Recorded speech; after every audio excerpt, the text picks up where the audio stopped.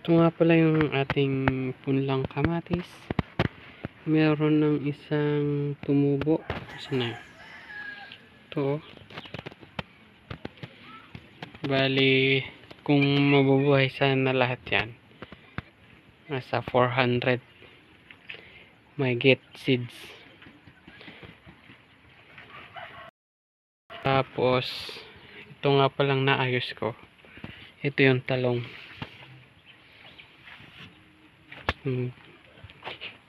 Kung maayos sana ang tubo, lahat-lahat ay nasa 1.5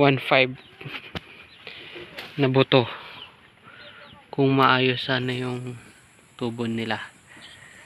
Wala pang nalabas na bali ito ay 3 days pa lang pagkapunla. Hindi ko alam kung anong style ng ito pa lang maliit yan. Yan, wala pang natubo. Bali, dalawang variety pala to. Ito East-West. Yung isa Condor. Nasa 700